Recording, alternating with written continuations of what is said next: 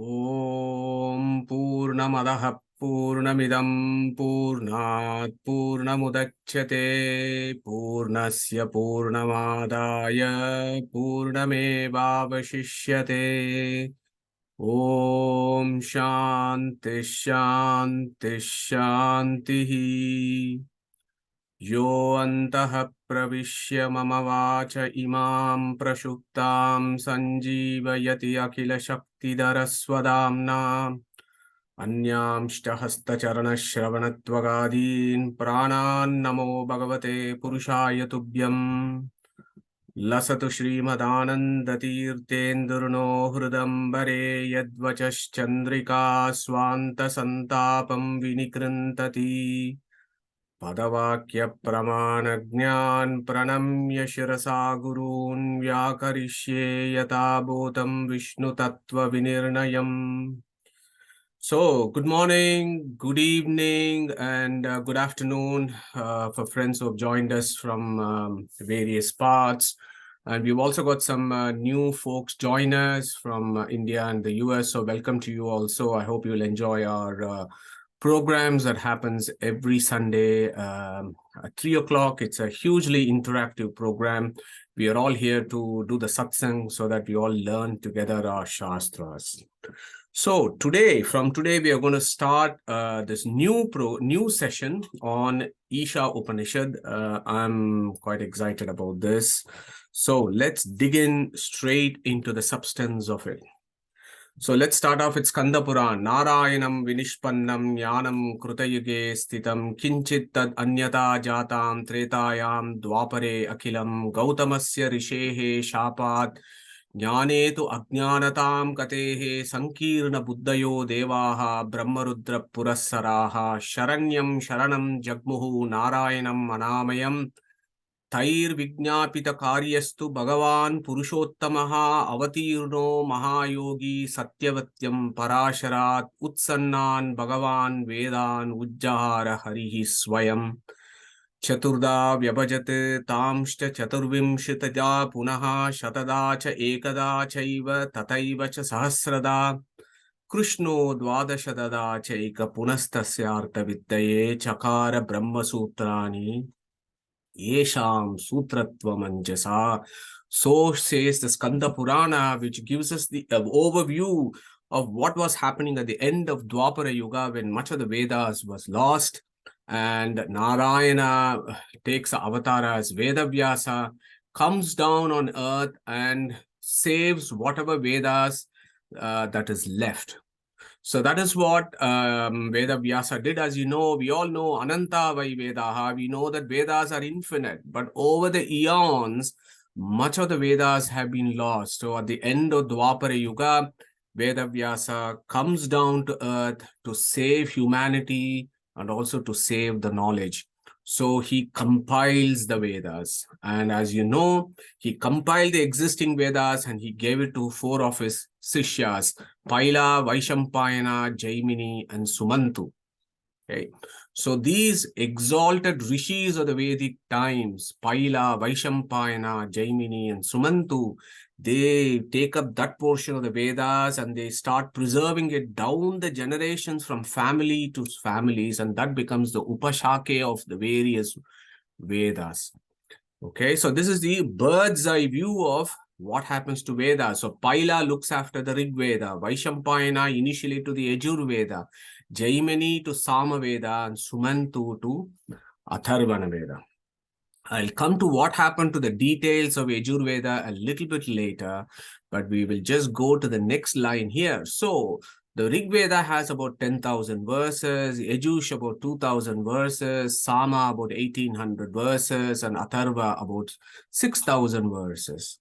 So as you know, Veda Vyasa again categorize these various portions and within the individual branches into Samhita, Brahmana, Aranyaka, and Upanishad. So these are all these subsections, if you like, the various parts of Rig Veda. So Rig Veda has its Rig Veda Samhita, Brahmana, Aranyaka, and Upanishad. So does Shukla Yajur Veda has its Samhita, Brahmana, Aranyaka, and Upanishads portions. Okay, so that is the overview of what the Vedas looks like at this point of time. So it need not be reinforced here, because we can all feel ashamed of ourselves that over the last several hundred years, and certainly over the last thousands of years, we have lost much of the Vedas. Yeah, that's a fact. Much of the Vedic knowledge has been lost. There's just a few things left. Look at the number of shakes that are left.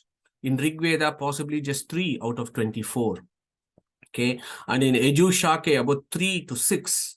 Sama Veda, look at 1,000 shakes, only 3 left. Atharva Veda, only 2 shakes left. Yeah. So much of it is lost. But if we, as practitioners of Sanatana Dharma, do not make a positive effort to not only share the wisdom, share the Vedas, and celebrate the Vedas, perhaps maybe in the next 500, 600 years, we might lose it completely.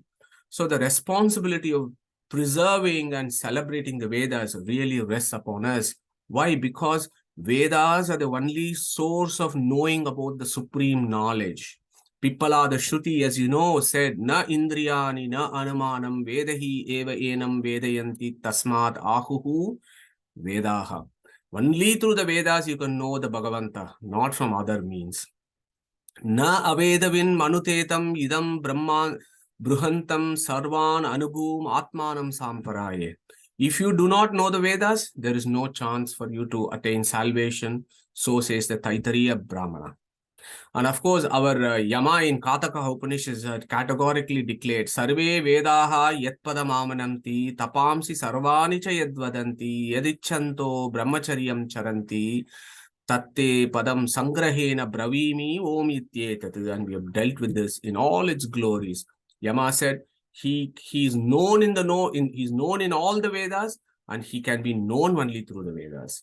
And again, Krishna has said the same, Vedashta sarver ahameva vedyaha. So these are all very important statements from our scriptures that re-emphasizes the fact that it is our responsibility to look after the Veda and distribute it to the practitioners of Sanatana Dharma and elsewhere. Okay, so as you know, each portions of the Veda has a Samhita, Brahmana, Aranyaka, and Upanishad. So what are we doing every Sunday? We are doing Upanishad Chintana. So from the times, if Vedas are infinite, then by definition, you could also say Upanishads are infinite. But we have a system where we think 108 principal Upanishads are important. And even in that 108, 10 Upanishads are important. So last week, Padmajaji took us through this slide and summarized the various Upanishads. So let's go through this. So you have Rig, Yajur, Sama, and Atharvana. Rig Veda has got Aitareya Upanishad, Maha Aitareya Upanishad. Yajur Veda, we got Shukla Yajur Veda and Krishna Yajur Veda. In Shukla Yajur Veda, you have Isha Upanishad, Brihadaranyaka Upanishad. Then in Krishna Yajur Veda, you have Kataka and Taittiriya. In Sama Veda, we have Chandogya and Keno Upanishad. And in Atharva Veda, we have Mundaka, Mandukya, and Prashna. So these are all the 10, at least the main 10 Upanishads that we need to study, at least in this lifetime. And this classification of 10 Upanishads, as you all know, came from the time of Shankaracharya, where he said, at least study these 10 Upanishads. The reason why 10 Upanishads has been said as the key, at least we need to 10 Upanishads.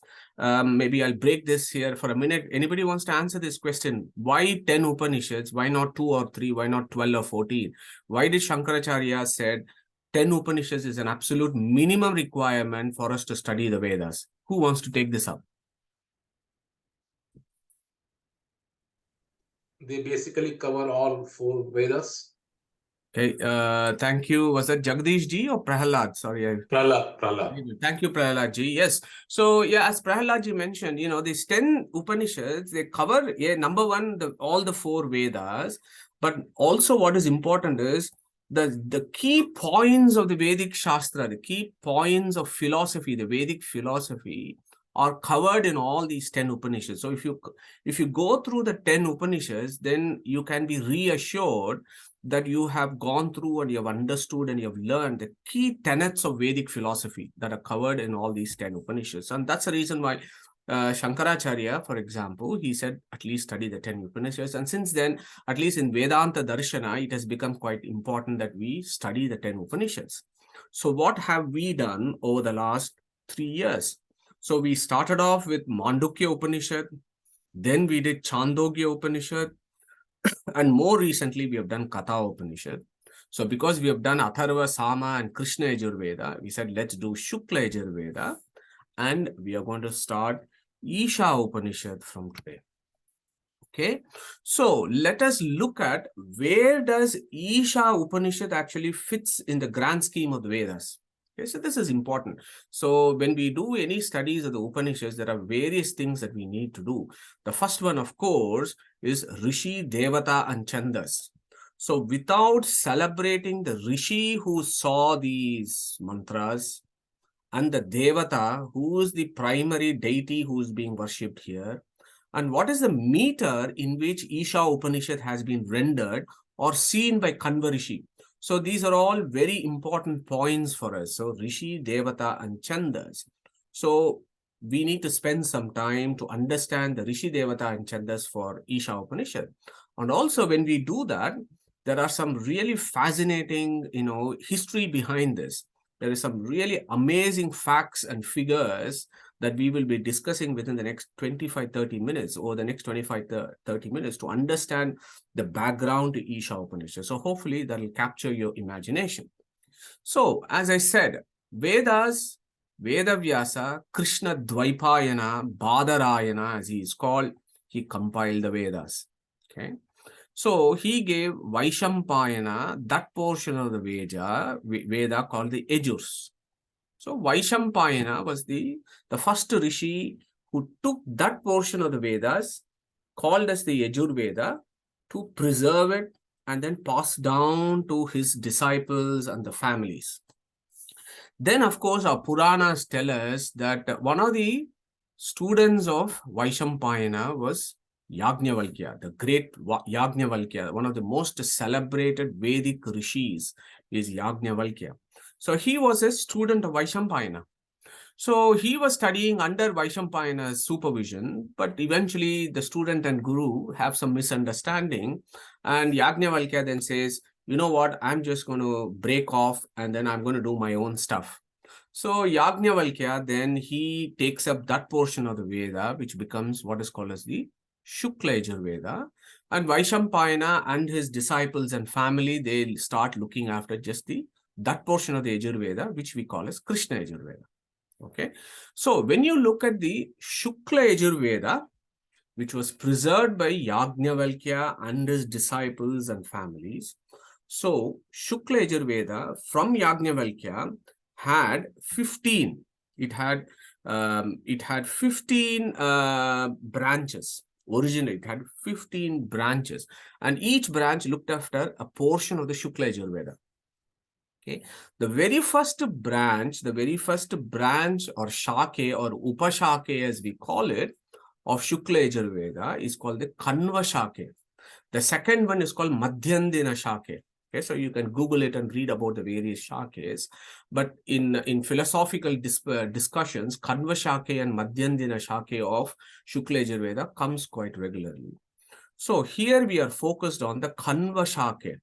So that portion of the Shukla Yajurveda, which was preserved again by this great Rishi called Kanva Rishi.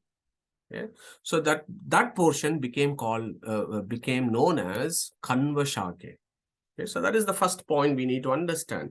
Vaishampayana, Yagnavalkya's disciple called the Kanva Rishi. So in the Kanva Shake, then you have, what do we have in Kanva Shake? You have Samhita, Brahmana, Aranyaka, and Upanishads. So these are all the sub-classifications of the Vedas, as you know. So the Samhita portion is called mantra portion of the Vedas. Brahmana, so as the name Brahmana implies, it is certainly not fellows who are born into the so-called Brahmin families, because none of the modern day Brahmins actually do this. So Brahmana technically actually means is Brahma means the Vedas. Yeah. So he who actually learns and expands the Vedas is Brahmana. And the Brahmanas also, what they do is they expand and give you a very ritualist, no, not yagna component of the mantras. Okay, they tell you what sort of yagnas you do and so on. So Brahmanas focus a lot on that, but essentially it expands the philosophy of the mantras. Okay. And then, of course, once you've finished your brahmacharya and grihastha ashrama, and then once you decide, I've had enough, I've made enough wealth, I've made enough properties, now I'm going to hand it over to my children, and I'm going to retire to the forest and carry on with my study of the Sanatana Dharma. So that part, that scripture then is called Aranyaka. Okay, which is a further, explanations of what is happening, what is going on in the Brahmana. So that Aranyaka is that portion which folks usually spend time in seclusion in the forest and do the studies, at least in the Vedic times. Nowadays, you could say you just go into a room and do it in your house. That could also be called as Aranyaka. Then, of course, the crystallization of Samhita, Brahmana, and Aranyaka portions, particularly the philosophical aspects of it, the pure philosophical aspects of it, gets crystallized in the Upanishads. So we are all very familiar with this. So now this Kanva Shake is also called Vajashneya Kanva. Okay, so just remember those words. They're important technical terms. We'll be dealing with this as we go through Isha Upanishad. Okay, so now let's go back to the mantra portion, the Kanva Samhitas. So if you look at the mantra portions of the Shukla Yajur that was preserved by Kanva Shake, there are 40 adhyayas. Okay. So I don't want to make it complicated, but I think we do need to be aware of this and then home into the Isha Upanishad. So that mantra portion has got 40 adhyayas. Okay. If you go to the Vedic portal maintained by the government of India, you can actually go back to all these mantras and you can actually hear them with these Vedic scholars reciting. It's an amazing website. So please do go and try this. So the 40th adhyaya of the Kanva Shake is where the Isha Upanishad is. Okay. So I'm going to break there for a minute. So can you see an obvious, there is something strange that is going on here. I've said Samhita, Brahmana, Aranyaka, and Upanishad, but then the Isha Upanishad is in the Samhita portion. Does anybody wants to pick on this and tell us something about it? Okay, no problem. So far I've been telling you that the Upanishads is almost like the final portions of the Vedas that have crystallized the philosophy of what is being discussed in Samhita, Brahmana, and Aranyaka. So if you look at Chandogya Upanishad, or if you look at Mandukya Upanishad, that is how it follows. Whereas the Isha Upanishad is slightly different and unique in the sense that this Upanishad actually comes in the mantra portion of the Vedas itself. Okay, so it comes in the 40th adhyaya in the mantra portion, and that is where you will find the Isha Upanishad. So if you look at the Rishi there, it will say Rishihi Dadhyang Atarvanaha. Okay, so that is how that mantra starts. The 40th adhyaya, the Isha Upanishad starts with Rishihi Dadhyang Atarvanaha. So we understand that is a Rishi that is recognized in the Ishavasya Upanishad. And as I said before, I'm never tired of celebrating our Vedic Rishis, because nowadays we are just after these fake babas with long beards who have nothing else to teach us apart from themselves making all the monies and properties. They have no philosophy to teach us, and we have forgotten all our Rishis of the Vedic times. But when we do these kind of Upanishad Chintana, it just gives us an opportunity to actually recognize these great Vedic Rishis who are there in our Sanatana Dharma and in our Indus civilization. So let us think about who this Dadyang Atharvanaha is. So he is the first seer, not the first seer, he is a recognized seer of Isha Upanishad, Dadyang Atharvanaha. Rishi Dadyang Atharvanaha, he is also known as Dadichi. Okay, he is also called Dadichi. Okay, so I'm going to break there for a second. Can anybody tell us or remind us who Dadichi is? Has anybody read about Dadichi in Vedic philosophy and in your readings? Okay, no problem. Madhuji, I can tell. Okay, go for Oh. it. Yeah, sure. Okay, Dadichi is he's a Rishi. His bones were used to make Vajrayudha to kill with Vritrashara. Okay, fine. Padmajaji, that's new information. Thank you so much. Neeta, did you have something to say? Yes, it was the same actually in Bhagavatam stories that we had read. Indra was fighting against another. I can't remember the name who the fight was against, but they needed a weapon to kill. So Dadichi's bones were crushed and made into a weapon, Vajrashra. Yeah. Okay, So fantastic. he had to give that. Great stuff. So we'll maybe pick up on these ideas in the coming weeks. Okay, so that's great. So we got some idea of who Dadichi is. Okay, so I'll go to the next slide in a minute, but I just want to remind you about this 40th Adhyaya in the mantra portion is called Isha Upanishad. So remember, mantra portion of the Vedas is where this Upanishad is. Therefore, this Upanishad is called Mantropanishad. So there are various synonyms for Isha Upanishad. One is called, it is also called Mantra Upanishad.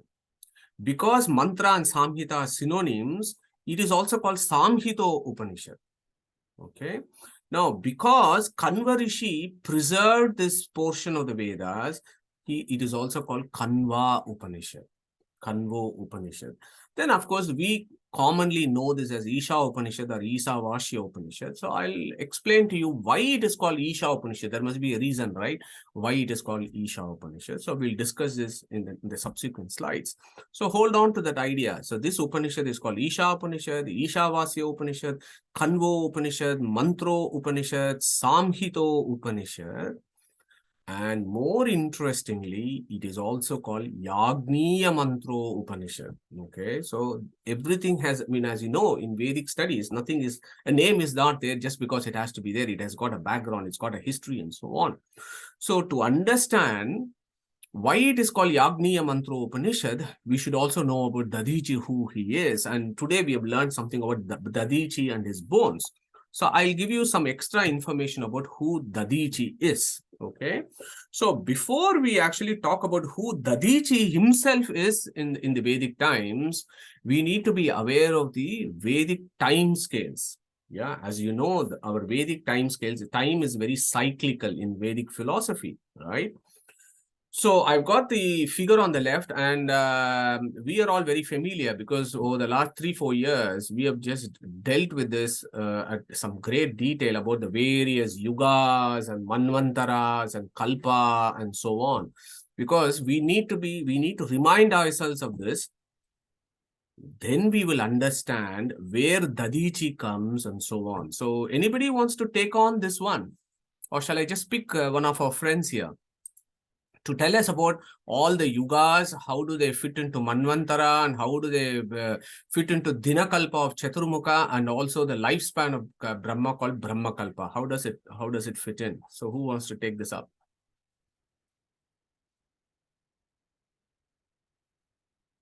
Okay, no problem. I'll do this. But then there are lots of questions coming up rest of the class. Okay, so be alert. So yuga, so the time scales in Vedic philosophy, as you know, is very relative, but it's very expansive and it's huge. Yeah. So sorry, did I hear somebody saying something?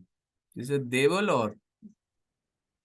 I can do the yugas. Oh yes, go for it, Sushil, go for it.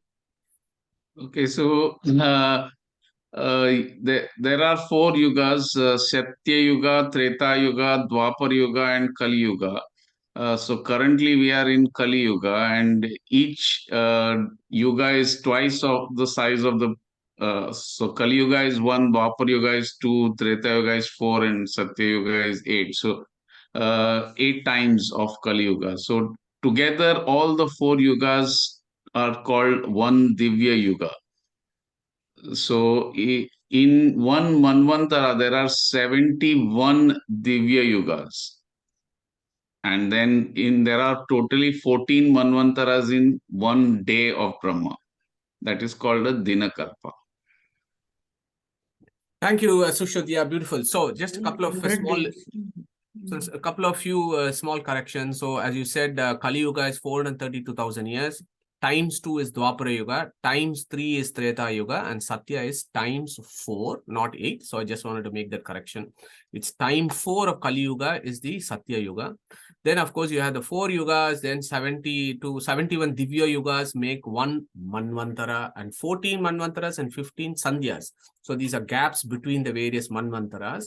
They form 1 day of Brahma. And then, of course, our Brahma lives, year for Brahma is 360 days, and then time 100, blah, blah, blah. You have so many, you have some 311.04 trillion years. Okay. So you need to hold that idea of Manvantaras. And there are 71 Divya Yugas in each Manvantara. And for each day of Brahma, there are 14 Manvantaras. Okay, 14 Manvantaras. So the first Manvantara is called Svayambu, second Swarochita, third Uttama, Tapasa, Raivata, Chakshusha.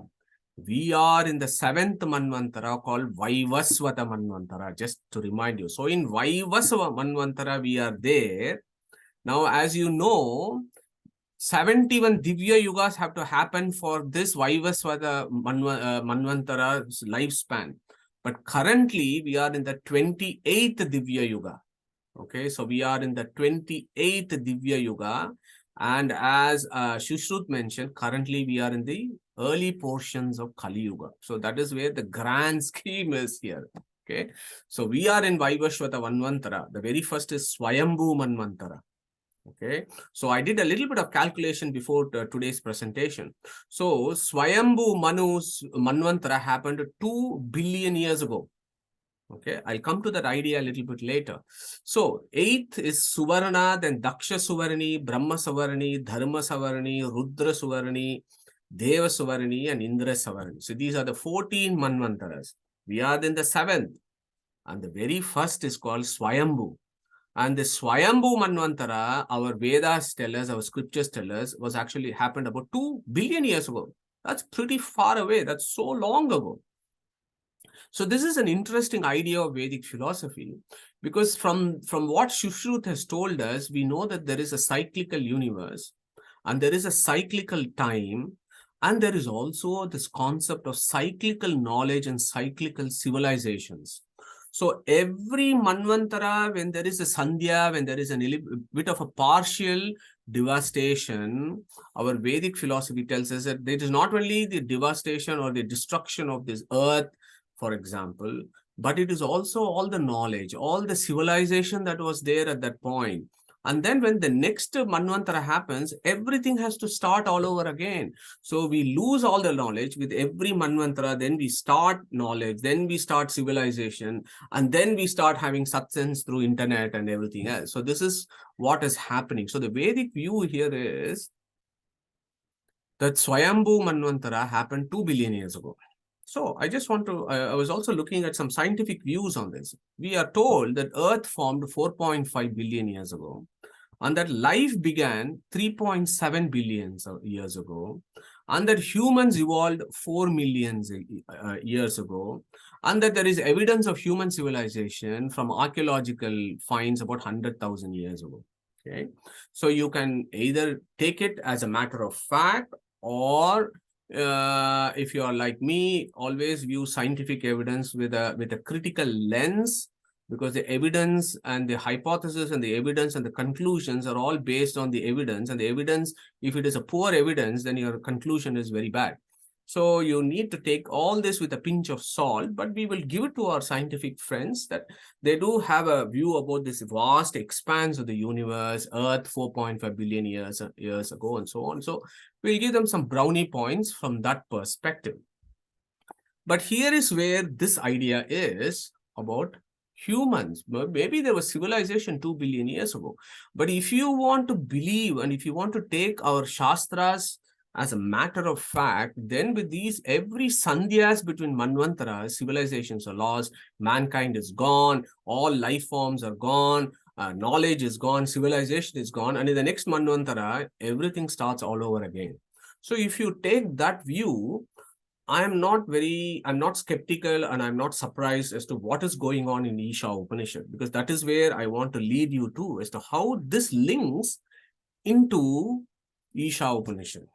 Okay, so that is why this becomes important. So Isha Upanishad was seen in the very first Manvantara, okay, at the time of Svayambu Manu.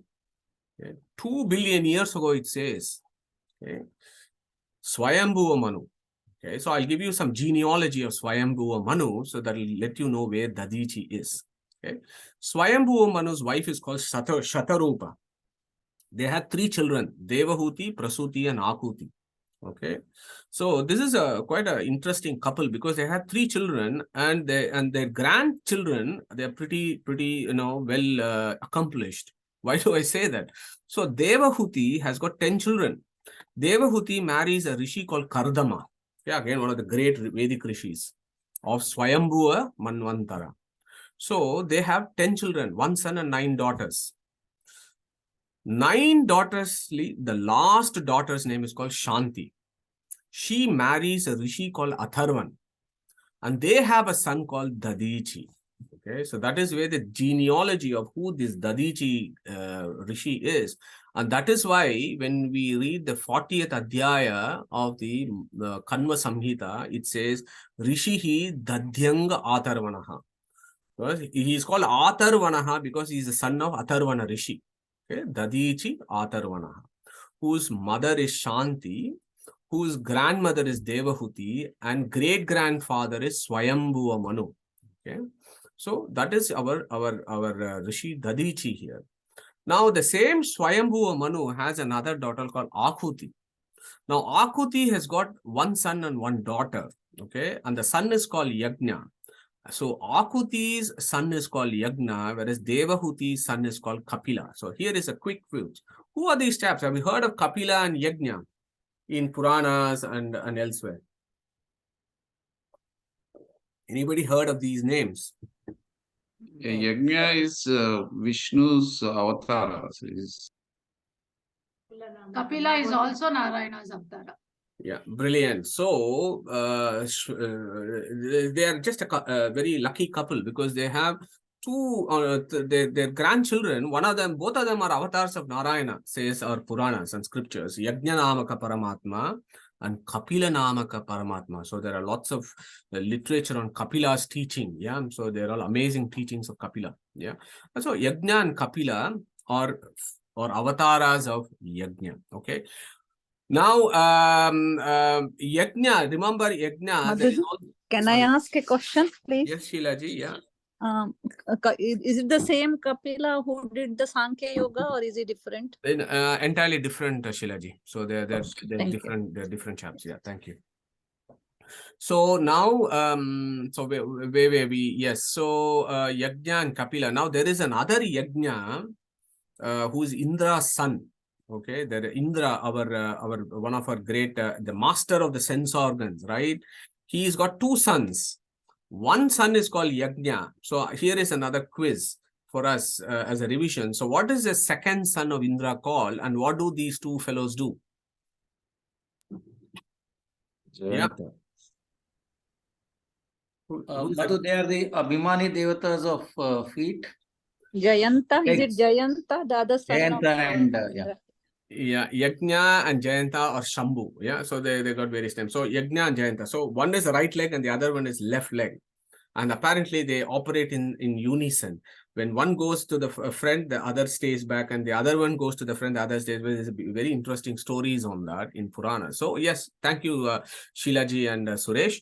So Yagna's Indra's 2 sons is Yagna and Jayanta or Shambhu. Yeah. Okay, cool. Right. So this is where it becomes. So that is why I went through this, because when the 40th Adhyaya says Dadyang Atharvanaha, we should now, that gives us an opportunity to understand this whole genealogy of Swayambhuva Manu. So remember Swayambhuva Manu, Yagna, remember Atharvan, Atharvanaha. If anybody wants to find out more details, it is all there in Bhagavata Purana, 8th Skanda. It is discussed in Vishnu Purana and also in Brahmanda Purana. So you will get all these evidences from these Puranas that talk about the genealogy of Swayambhuva Manu. Okay. So now here is another interesting fact. Manus. Yeah, the Manu. Okay. The English name man actually comes from Manu, and I'm sure most of you are aware of this. We all say man, woman, blah, blah, blah. So man is very commonly used. Where did that name man come from? Man came from our Shastras. Okay, as you know, much of the English language is taken from Sanskrit. So Manu becomes man. What is the meaning of Manu or man in Sanskrita? Manushya. Who is a Manushya? Manana Shilaha. That sentient being that actually has the capacity to think and use its buddhi or intellect and make decisions. Yeah. So that is why we call ourselves of man. So you can reflect upon this, whether we are doing Manana Shila, whether we are Manana Shilas or not, but that is the definition, and they actually come from Manu. Okay, so Svayambu Manu 2 billion years ago. So all these things, hopefully you find it interesting, because Isha Upanishad is the oldest available Upanishad to us. Okay, it is the oldest Upanishad available for serious philosophical contemplation. And that is one of the reasons why we always call our philosophy a Sanatana Dharma, right? Because it's always been there. And this is a standing example of that. And if this comes all the way back to Svayambu Manu, that's about 2 billion years ago when this Upanishad was seen. So the original seer of this Upanishad actually is Svayambu Manu, because this Upanishad is all about Svayambu Manu praying to his grandson Yagna. So it is about Svayambu Manu praying to Yagna, and Svayambu Manu originally saw these mantras. Okay, so hold on to that idea. This is an important concept. The first seer of the mantras of the Upanishads, of the Isha Upanishad, is actually Svayambu Manu. So what I want to do is go from the modern times all the way up to Svayambu Manu, because by doing this studies, we now realize we need to, thank so many of these great rishis who have given this pearls of wisdom in Isha Upanishad. These all the acharyas from whom we have learned all the bhashyas, and their gurus and their students and so on. So we need to recognize all of them. Then of course Kanva Rishi, and Kanva Rishi is Guru Yagnavalkya. Then of course Dadichi from the Svayambhu Manu period, Dadichi. And then of course originally Svayambhu Manu. Okay, so these are all the great folks who have actually seen the Isha Upanishad. Now, even more interesting. Okay, so what actually happened? So what is the background to this? Why did Svayambhu Manu pray to Yagnanamaka Paramatma in the form of these mantras, which we call as Isha Upanishad? So that is pretty amazing when you look at it. Okay, it's a very scientific view on this.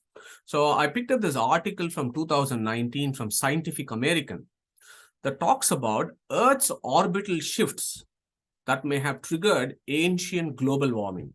So this is an interesting article which says 56 million years ago, by some extraterrestrial event, something happened to the Earth's orbit, and the Earth came off its orbit, and because of that, there was a big global warming that happened, and that changed the whole, the whole spectrum of what the living beings and the architecture of Earth.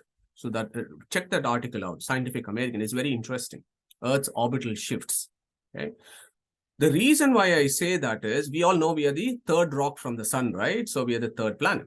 So our Puranas and our scriptures tell us that in the history of the solar system, the Earth came out of its orbit at least twice. And the Purana says it came twice. That the Earth came out of its orbit twice. And when that orbit, there was an orbital shift that caused great havoc on Earth. That, there was a lot of warming, there was a lot of heat, and that life was being destroyed, and the Earth was just not what it was supposed to be. And there was lots of damage that was going on Earth when the Earth came off its orbit. Okay, so then the Puranas then say, then all these devatas go to Narayana to say, please, can you save this Earth and all the knowledge that is there, because this fellow Hiranyaksha has actually moved the Earth from its orbit. Okay, so who is going to remind us here very briefly, who is Hiranyaksha? Brother of Hiranyakashipu. Okay, thank you. But who are these two brothers then, Prahaladji? Kashyapa and Aditi's children. Jaya and Vijaya. Yeah, okay. All points taken. Yeah, and Padmaja ji got it right. So Jaya, Vijaya's, these fellows are being cursed and they come to, that Sanat Kumara Sananda story, right? So they are Jaya, Vijaya. So Jaya, Hiranyaksha. So the Puranas tell us that this Hiranyaksha fellow actually moved the earth from its orbit at least twice.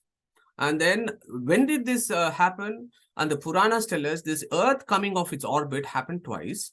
One in the Svayambu Manvantara, and the second one is the Vaivashvata Manvantara.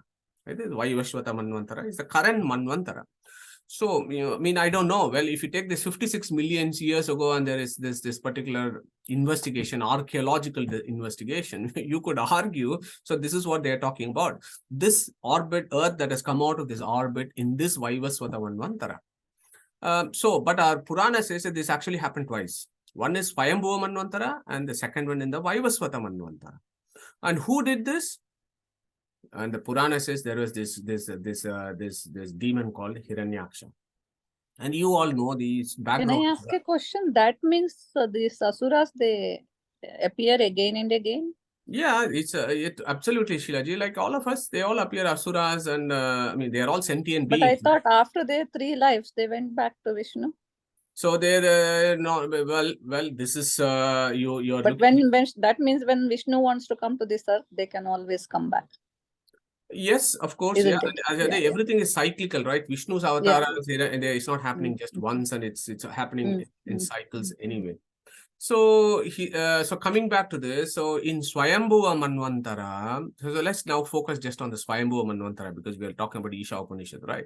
So in Svayambu Manvantara, our foe Hiranyaksha moves the earth away from its orbit.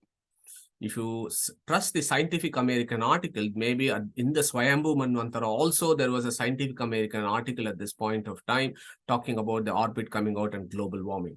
Okay, so there was a lot of devastation in earth, and then Narayana comes as Varaha Rupa, and then he puts the earth back into its orbit. So that happens once in Svayambhu Manu and Vaivasvata Manvantara. So in Svayambhu Manu, let's now think about Svayambhu Manvantara, where Varaha takes one avatara, comes and then says, okay, I'll help you guys, and he puts the earth back into its orbit.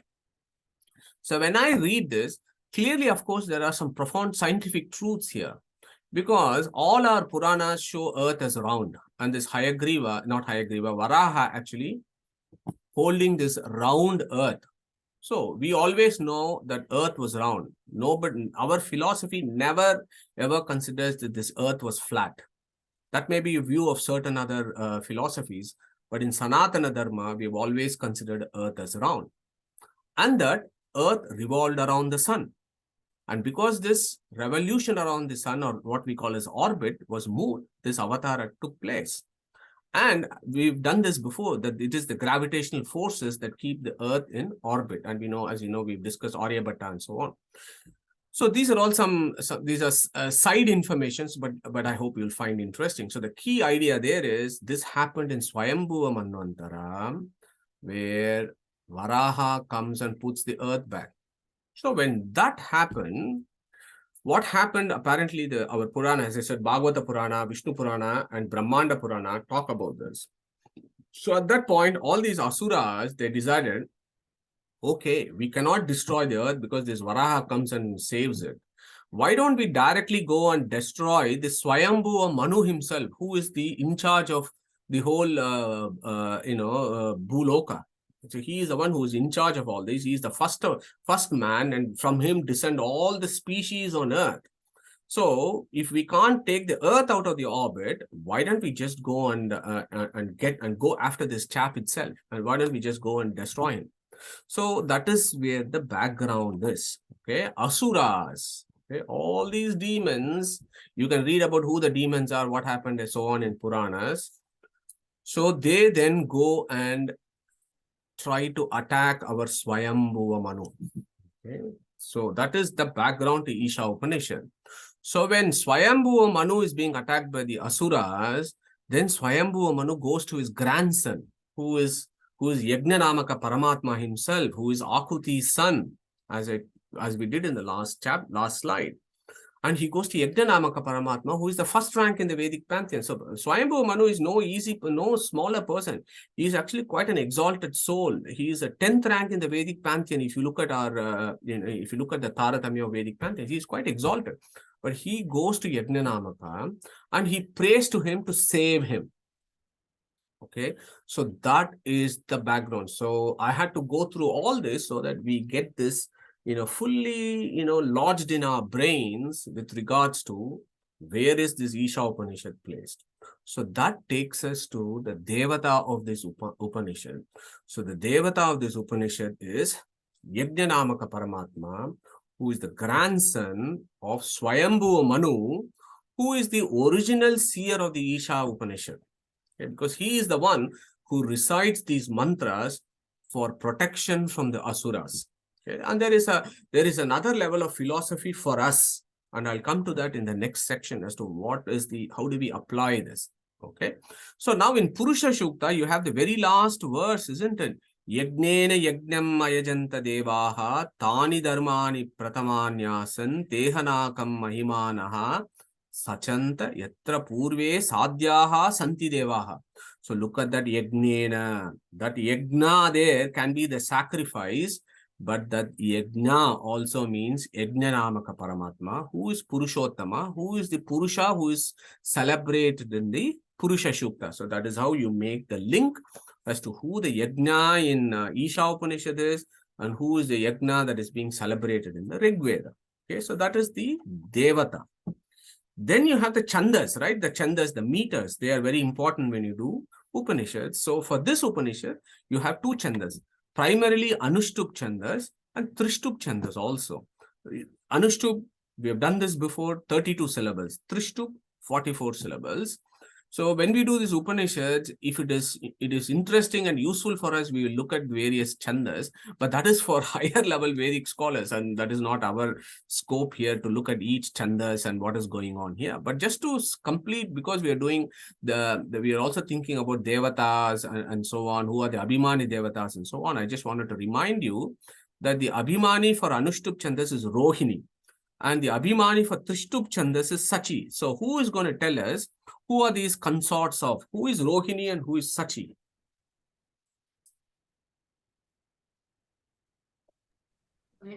I can tell. Chandra and Indra, Madhu. Okay, very good. So we'll go one by one. So who was the first one? Suresh. Yeah, Suresh, what was your answer? Chandra and Indra. Beautiful. Who was the next one? Padmajaji? Same answer. Same as what. Okay, Chandra and Indra. And Neeta Shushu, did you also have something? Or No, same answer. same. Excellent. Okay, so Chandra and Indra, Rohini and Sachi.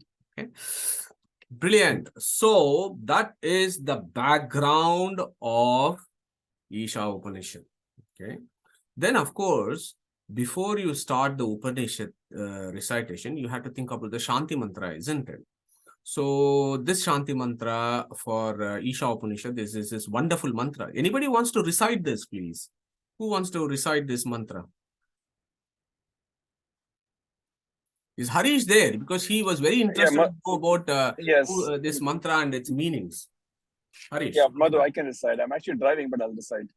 Okay. I hope you are not driving. Purnamadav Purnamidam Purnat Purnamudachyate Purnasya Purnamadaya Purnamevavashishyate. Thank you, Harish. Thank you. So safe driving. Hope you are not getting distracted.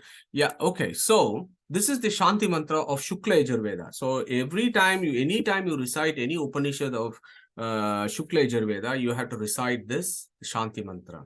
Okay. And let me tell you, I was hoping to touch at least one word of Isha Upanishad today, but I don't think it's going to happen today. I just want to do the Shanti mantra, because it's important, and also Harish had sent a message saying that let's discuss this Shanti mantra in detail a few weeks ago.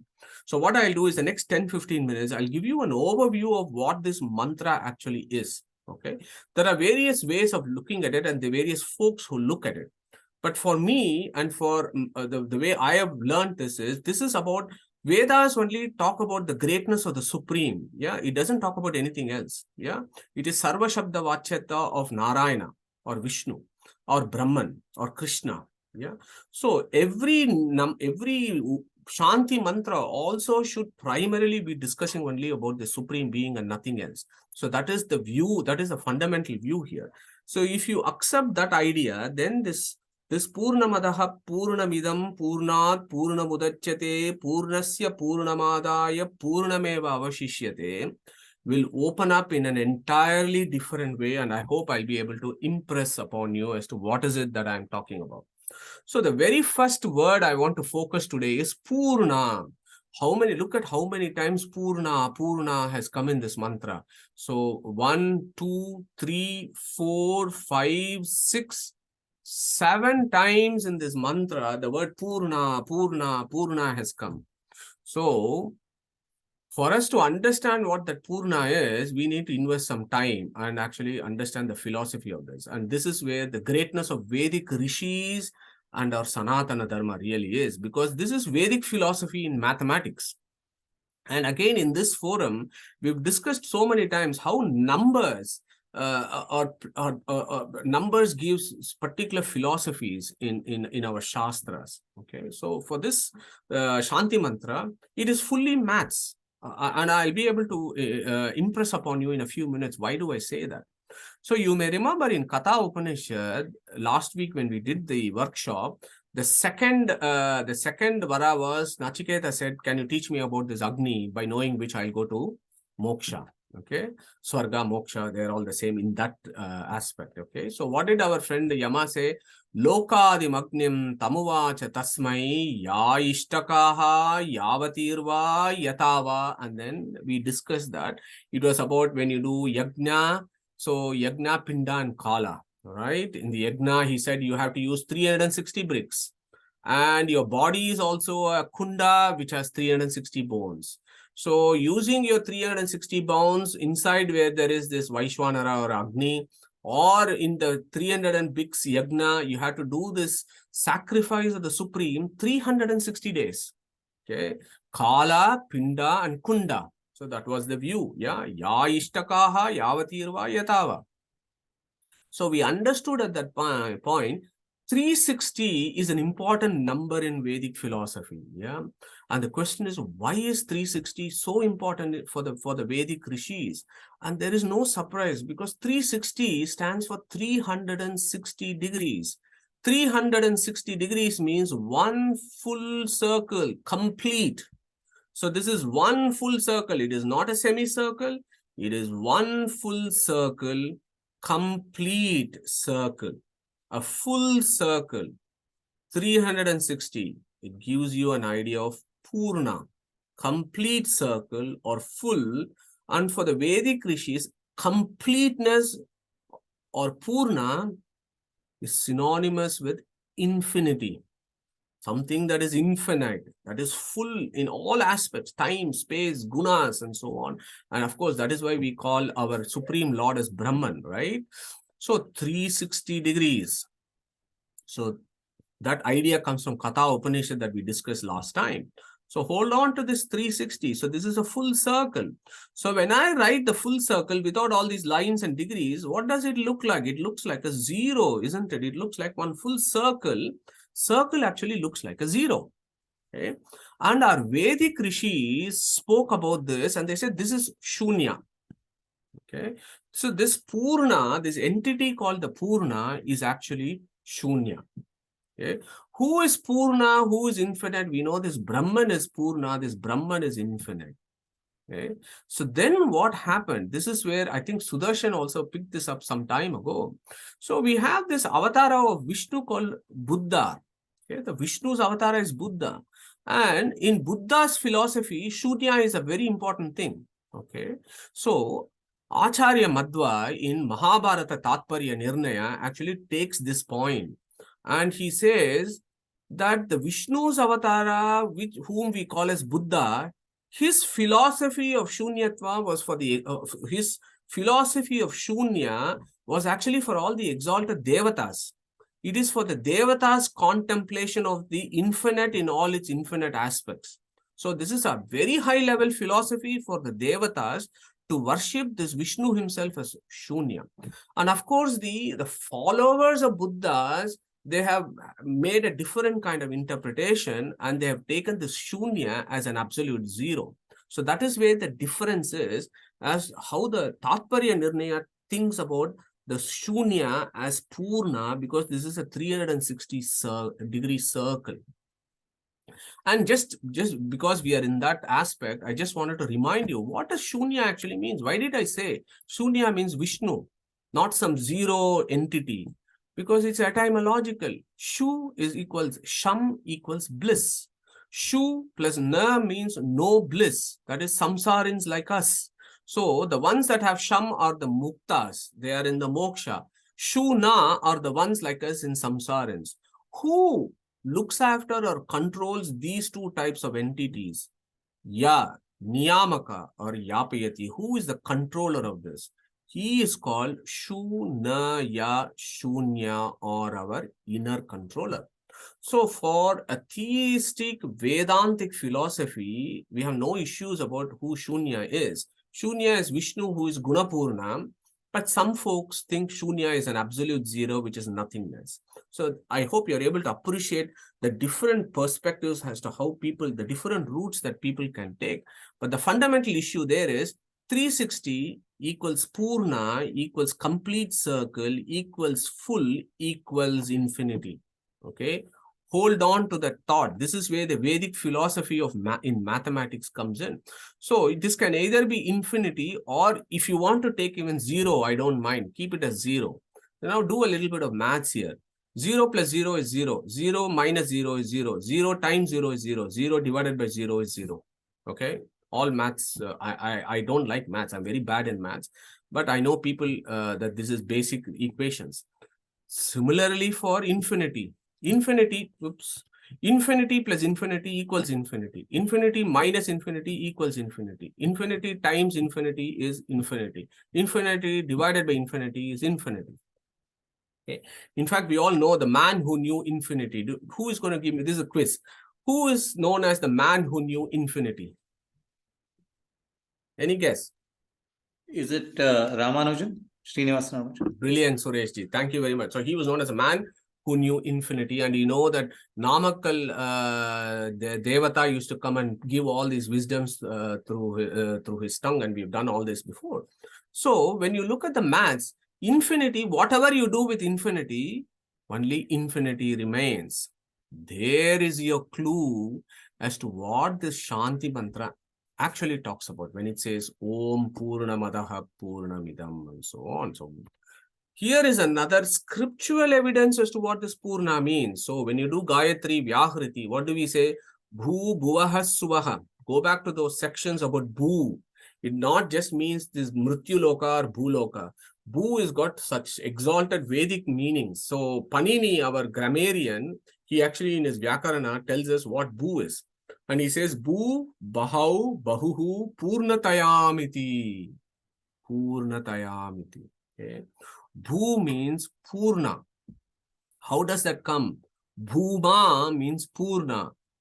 Bahu plus Iman equals Bahu. Bhu plus E you take and Man is Bhuman. So for those of you interested remotely in Vyakarana, you can look at these derivations, how Bhuman denotes Purnataya.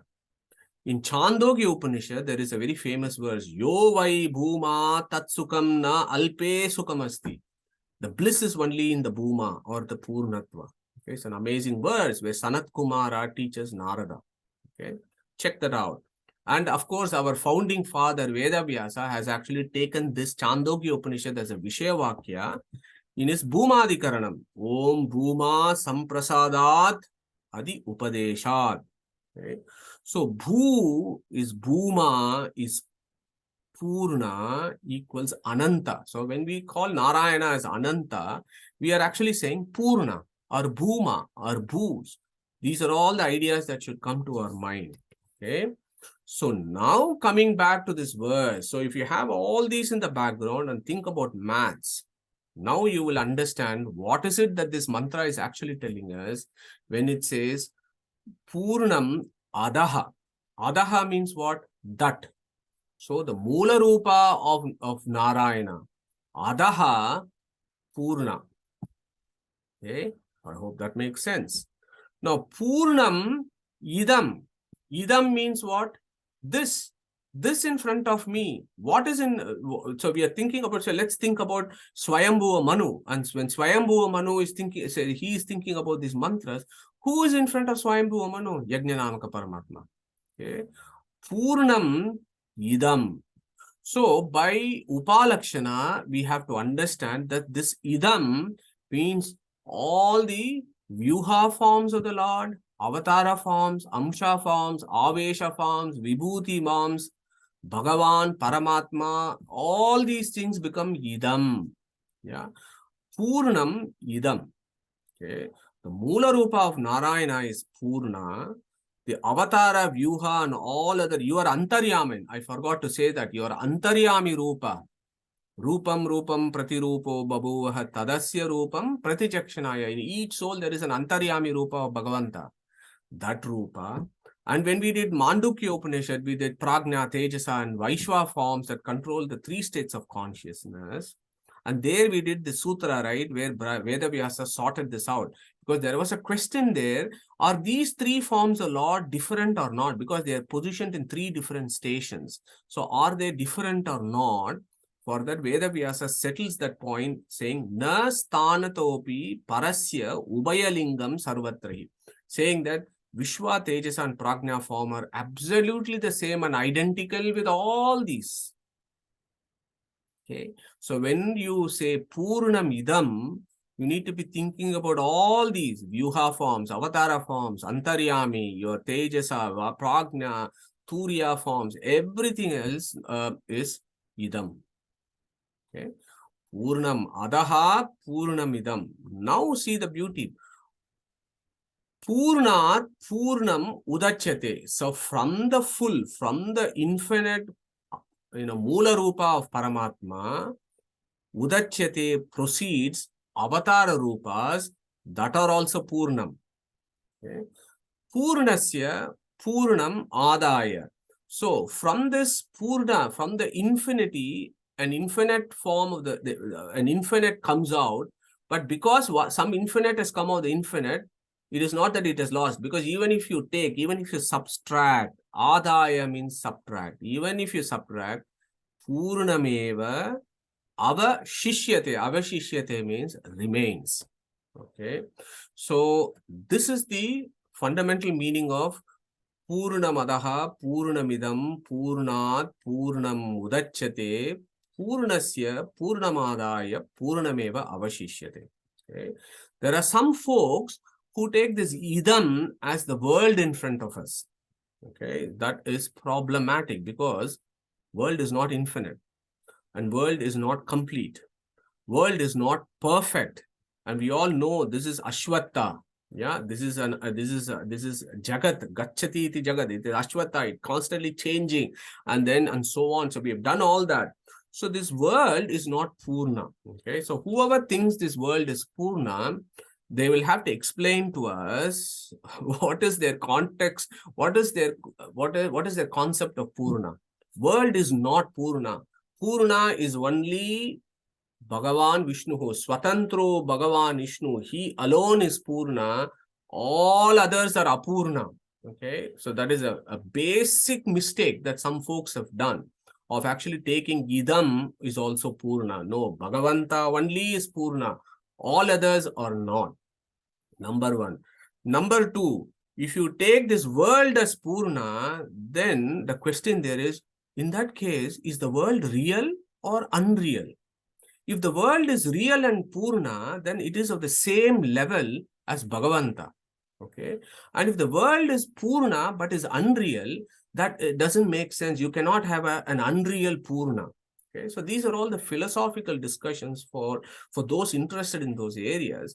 But my intention here is to actually explain and give you a radical view from perspectives of Vedic mathematics, and also to inform you who is infinite. Universe is not, in the sense, it's not Purna. Yeah, it is not complete. It is not all pervasive in time, space, and gunas. Yeah, it is not. So in that perspective, this verse, which is much debated in the Vedic circles and much celebrated in the Vedic circles, when you take the prakarana or the context into consideration, it only talks about Bhagavanta, that there is no difference between the Mula Rupa and all other forms of Bhagavanta. Okay, so the reason why do I say that? Because again, we have done this in Katha Upanishad. So Yama has very, very clearly told us that Yata Udakam Durge Vrishtam Parvateshu Vidavati Yevam Dharman Prutak Pashyan Taneva Anu Vidavati. So Yama tells us very, very clearly, he who thinks that there is any difference between Mula Rupa, Avatara Rupa, Vyauha forms and so on, he will fall down very, very quickly. And he uses this caution.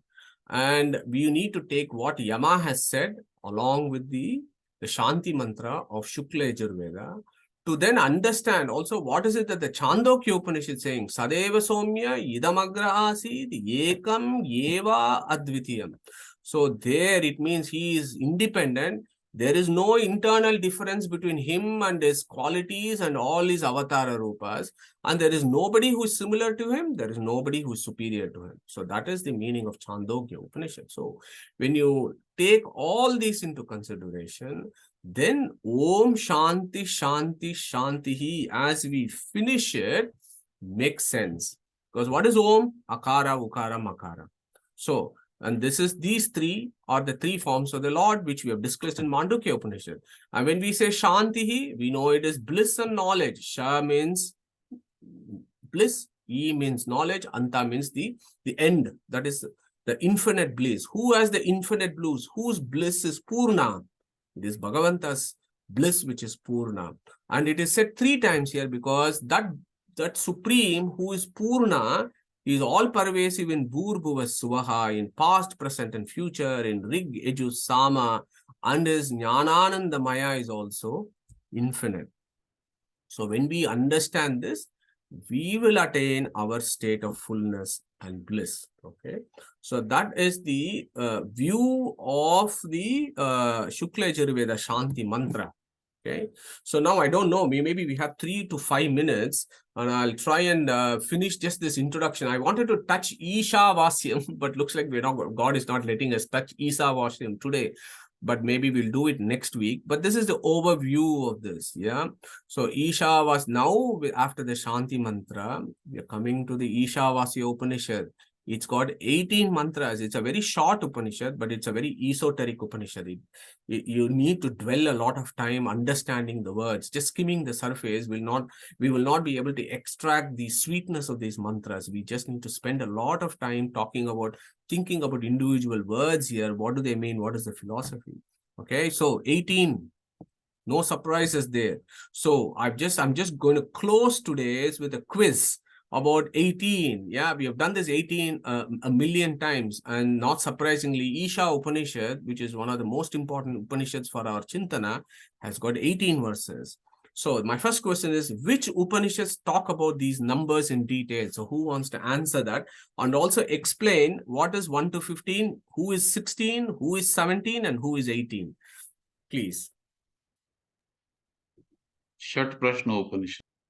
Thank you, Sushilji. Do you want to explain further, or if anybody else wants to take about what does Shat Prashna Upanishad talk about all these numbers? They are the baileys, the fences to cross to reach Bhagavanta.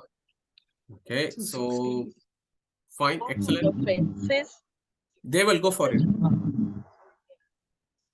Is the Jiva, which has the 15 fences. To bind it in Sat, which number 17 is. Okay. And then the 18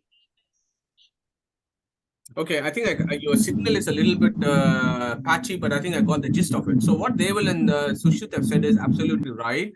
So that is discussed in the Shat Prashna Upanishad, 6th question that is put forward to Pipalada Rishi. So where the discussion is the 16th entity is the Jiva, which is Svayambu or Manu here. Okay. This chap is covered in 15 fences. The last verse in the sixth question. The 16 material fences cover the 16th entity. Shri Tattva Lakshmi puts the 16th entity, links it up with all these material things and let them go to samsara and work out their salvation. But what the 16th entity has to do is make its prayatna, do the sadhana and obtain the grace of number 18 so that the number 18 can actually break the shackles of the 15 fences, and the 16 can then jump over to 18 and go to moksha. So this is the principle, right, of Shakprashna Upanishad that fits very well in Isha Upanishad, because the Svayambhu Manu, he is like you and me, a Jiva. He is number 16. And he, in this set of beautiful mantras, prays to number 18 to protect him and give him salvation. Well, primarily here for protection. Okay, 16th is praying here to the 18th. So if we, like how we did in Katha Upanishad, we put ourselves in Nachiketa's shoes and then looked at how do we follow the footsteps of Nachiketa to attain salvation. Here, we should, I think, get into Svayambhu Manu's footsteps and then walk through him as to how over 18 mantras he celebrates this Yagna Namaka Paramatma to attain salvation. And this is the overall structure of this. What we will learn from next week is we will understand what is the nature of the knower of Brahman. What are the esoteric attributes of Brahman? What are the concepts of devotion leading to moksha? So these are the three overarching topics that are discussed in Isha Upanishad. And of course, over the last 3 years, we have dealt with all these ideas in various formats. So I'm hoping for a very interactive sessions around Isha Upanishad that we discuss all these ideas. And the most important message that I want to leave you today with is think about the context, the prakarana. The whole reason why, the whole point of going through an hour's discussion about the background to Isha Upanishad is very important, because that's what gives you the context, the prakarana in which this Isha Upanishads are coming. If we forget the context and we just pluck out the words and put our own airy-fairy philosophies, it is not going to take us anywhere. Okay. What is the prakarana? Svayambhu Manu is under attack from the Asuras who want to destroy him. Destroy earth, which Svayambhu Manu is in charge of. And Svayambhu Manu is seeking protection from Yajnanamaka Bhagavanta. Okay. Similarly, us as Jivas who are constantly being under attack by various demons called the desires. Now, how do we tackle that? And then how do we get out of this quagmire? That is the principle behind studying the Isha Upanishad. Okay. So we must be inspired by Svayambhu Manu, like how we were inspired by Nachiketa. So I'm going to stop there and we will take up the very first verse of Isha Upanishad from next week. So yeah, thanks for listening. Krishna Pranamastu, and we'll take up any questions if there are any. Can I ask a question? Yeah, Deval, maybe you are driving. I can't hear you, Deval. Yeah, I am. Yeah. But I'll try to be clear. Yeah. If Isha Upanishad is the oldest, why is it not in the Rig Veda? Sorry, I didn't quite catch. Did anybody else catch the full gist of what Deval is asking? Isha Upanishad is the oldest. Why is it not in Rig Veda? Okay, so okay, good. Okay, Isha Upanishad is the oldest. So then why it is not in the Rig Veda? Okay, very good question. So the answer to that is, as you know, Veda is only one. Okay, Veda as a comprehensive unit is only one, and it is always eternal. So these Rig, Yajur, Sama, Atharvana is all, they are only the branches of the Vedas. They are not, it's not that Rig Veda is different from Yajur Veda. Rig Veda is Veda, Yajur Veda is also Veda. And you give them different shake because different families have been looking after it. Okay, so primarily Veda is only one. In that sense, Rig Veda is also the oldest, and also the Yajur Veda is also oldest. Okay, so I hope I am able to answer that question. But you've asked a very, very pertinent and a very smart question as to if Isha is the oldest, then why it's not in the Rig Veda. But for mundane people like all of us, we just think that Rig Veda is the oldest because when Veda Vyasa compiled the Vedas and he put them as Rig, Yajus and Sama, the very first compilation, the very first division is the Rig Veda. It is only the division. It is not chronologically based. Yeah, it is not that Rig Veda, that Veda Vyasa said, okay, for the next 6 months, I'm going to compile the Rig Veda together, and then after that this, and after that that. No, it is just that this is the first fraction of the Rig Veda that is there, and in that it is the very first verses Agni Mile Purohitam. So we recognize from a mundane perspective the Rig Veda is the oldest of mankind because of a colonial mindset, this has been put into our head that this is the oldest scripture of mankind and Rig Veda is the oldest scripture of mankind. No, but from a Sanatana Dharma's perspective, Veda as a complete unit is the oldest scripture of mankind. Rig Veda is just that portion which was looked after by Paila. Yeah, so hope that answered the question. There is a message in chat. Okay, is there? So Dharmyo, I am in the car, so sending my question here. You spoke about different kinds of avatars. Can you just mention them and summarize the difference between them? Okay, thank you, Mayur Patelji. So there are a lot of people driving today, so you're all clearly having a good time, and I'm only sitting here. So anyway, so can you just mention them and summarize the difference between them? Okay, so the avatars really depends upon how you look at it, Mayur. You can say there are 10 principal avatars. You can say there are 24 avatars of Vishnu. There are 10 avatars of Vishnu. Or you can talk, or you can say, even if you think about eternal cycles of creation, then there have been infinite avatars of Vishnu. And of course, each Antaryami Rupa is also a form of the Lord. So in that sense, there are infinite forms of avatars as well. So that is how you view it from a fundamental sense. But your Matsya, Varaha, Kurma, and all the avatars that are there, there are lots of pastimes that happens when they are here. But the core principles is all of them are Purna. If we don't keep our sight of this idea, then Yama is giving us a warning. If you don't think like that, yeah, just because Rama came here with the bow and arrow, whereas Krishna had a chakra, does not mean that they are different. They may appear to be different to us, but if you are looking at it from a spiritual lens, you will realize that they are all the same. What is that? They are all Jnanananda Swarupas. Okay, so I hope that answers your question. Anything else? Madhusudanji, just one, one additional one information that I just want to add that I guess you also mentioned about it in one of your lectures previously, with regarding the Earth's orbit shift, and Acharya Bananjas has written in his books called. That's another Russian scientist called Velikovsky, in his book called Worlds in Collusion, also talks about there is a shift in the Earth's orbit. There's two shifts in the Earth's orbit, actually. I remember you talking about it also one time before. So yeah. Thank you, Jagdish, for reminding that. To be honest, I think we were doing in our WhatsApp groups, we were talking about this, but I actually managed to catch hold of Worlds in Collision by Immanuel Velikovsky, a Russian writer in the 1960s. And I have a copy of that. I tried to read it. It's a pretty tough book to read. I'll tell you that, where it talks about Venus, Mars, the origin of our solar system, and then it takes evidence from Puranas, from the Vedas, and also goes to all the ancient Greek and Sumerian.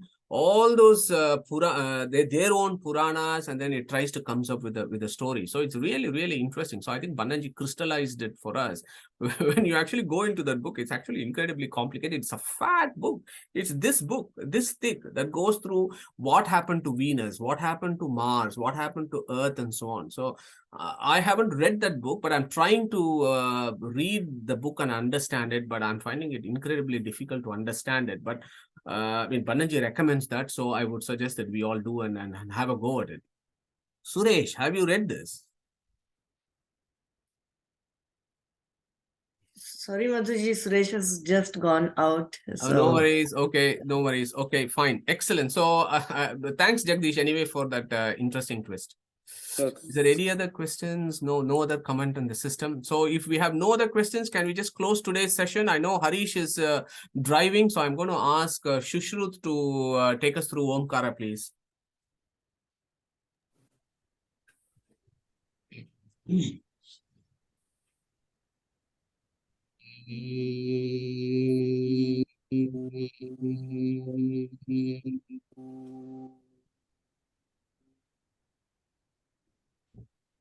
Great stuff. Thank you, everyone, and welcome to Thank Isha you, Madhu. Upanishad. We'll catch up next week. Take care. Thank you. Bye. Hare Krishna.